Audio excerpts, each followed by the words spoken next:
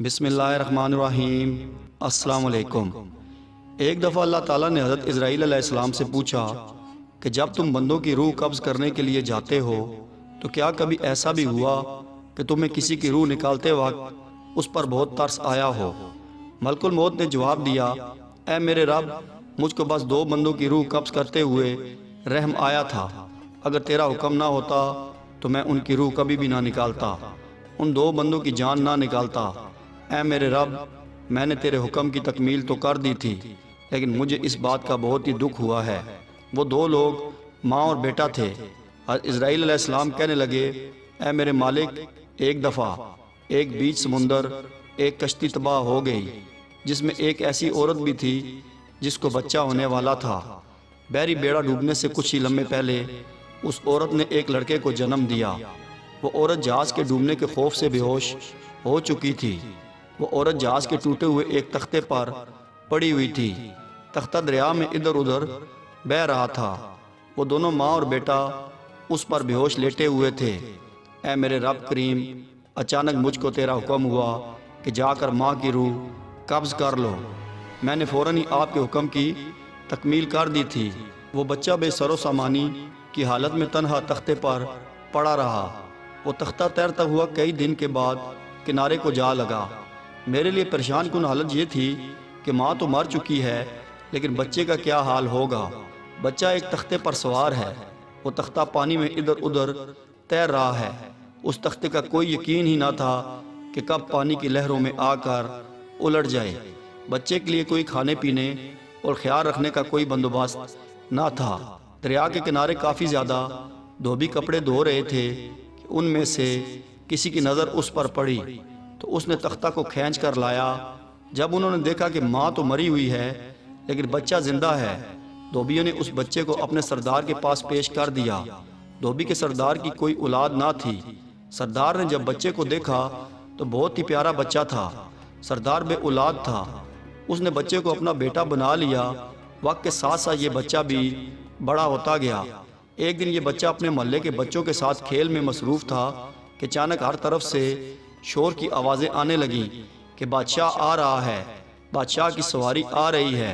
بادشاہ کے نام سن کر یہ لڑکا تو وہاں سے کسی ٹیلے کے پاس چھپ گیا، لیکن دوسرے سب بچے وہاں سے بھاگ گئے۔ یہ بچہ بادشاہ کے لوگوں اور بادشاہ کو دیکھنا چاہتا تھا۔ جب بادشاہ اور اس کا لشکر گزر گیا تو کچھ پیادے گری پڑی چیزوں کو پکڑنے کے لیے وہاں بادشاہ کے لشکر کے پیچھے پیچھے جا رہے تھے۔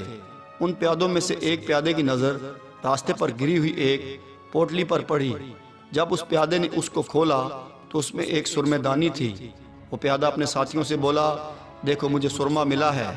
اس پیادے نے اپنے ساتھیوں سے اجازت طلب کی کہ مجھے سرما ملا ہے، اگر آپ سب کی اجازت ہو تو میں اس کو اپنی آنکھوں میں لگا لوں، میری آنکھیں درد ہو رہی ہیں، ہو سکتا ہے کہ یہ سرما لگانے سے کچھ نہ کچھ فائدہ ہو جائے۔ اس کے دوسرے دوستوں نے کہا کہ آپ کو راستے سے گری ہوئی چیز کو اٹھانا نہیں چاہیے تھا، اگر تم نے کوئی چیز اٹھا ہی لی ہے تو اس کو بغیر آزمائے تم آنکھوں میں کیسے ڈال سکتے ہو؟ پہلے کسی اور کی آنکھوں میں لگا کر دیکھو، ایسا نہ ہو کہ یہ سرما فائدہ دینے کا نقصان نہ دے دے۔ یہ سن کر پیادہ ادھر ادھر نظر مارنے لگا۔ ان کو وہی بچہ نظر آیا جو ٹیلے کے پاس چھپا ہوا تھا۔ اس پیادے نے اس بچے کو بڑے پیار و محبت سے کہا، بیٹا میرے پاس آؤ، میں آپ کی آنکھوں میں سرما لگاتا ہوں، تمہاری نظر بہت ہی تیز ہو جائے گی۔ اس بچے کا نام شداد رکھا گیا تھا۔ شداد نے اس پیادے سے سرما پکڑ کر اپنی آنکھوں میں لگا لیا۔ جب شداد نے اپنی آنکھوں میں سرما ڈالا تو اس کی نظر اتنی تیز ہو گئی تھی کہ اس کو زمین میں چھپی ہوئی چیزیں بھی صاف اور شفاف نظر آنے لگیں۔ یہ لڑکا بہت ہی چالاک تھا۔ وہ بہانے کرتا ہوا رونے لگا، اے ظالمو، تم نے یہ میری آنکھوں کو کیا لگا دیا ہے؟ ہائے میں اندھا ہو گیا، ہائے میری آنکھوں کی روشنی جاتی رہی۔ شداد نے کہا کہ میں بادشاہ کی بارگاہ میں پیش ہو کر آپ کی شکایت کروں گا کہ تم سب نے مل کر میری بینائی چھین لی ہے۔ جب پیادوں نے اس بچے کی زبان سے یہ لفظ سنے تو وہ بادشاہ کو شکایت ہونے کے ڈر سے یہاں سے بھاگ گئے۔ انہوں نے سرما یہیں پھینک دیا اور ڈر اور خوف کی وجہ سے یہاں سے بھاگ گئے۔ شداد پیادوں کی یہ حرکت دیکھ کر بہت ہی خوش ہوا۔ وہ لڑکا سرما لے کر اپنے گھر آ گیا۔ اس نے سارا قصہ اپنے باپ کو بتا دیا۔ باپ اپنے بیٹے کی یہ بات سن کر بہت خوش ہوا۔ اس کے باپ نے کہا کہ ہم نے رات کو اپنے مزدور دوستوں کے ساتھ جانا ہے، جس جگہ بھی آپ کو کوئی خزانہ نظر آئے گا تو تم نے ہم کو آگاہ کر دینا ہے، ہم وہاں سے کھود کر اس خزانے کو نکال لیں گے۔ اس طرح وہ رات کے وقت جاتے اور جہاں جہاں خزانہ ہوتا اس کو کھود کر لے آتے تھے۔ اس طرح چند ہی دنوں کے اندر ہی بے شمار خزانہ شداد نے اپنے باپ اور مزدوروں کے ساتھ مل کر اکٹھا کر لیا۔ دن گزرتے گئے، ایک دن ایسا آیا کہ یہ خود سردار بن گیا۔ وقت گزرتا رہا، ایک دن اس نے بادشاہ سے بھی بادشاہ چھین لی۔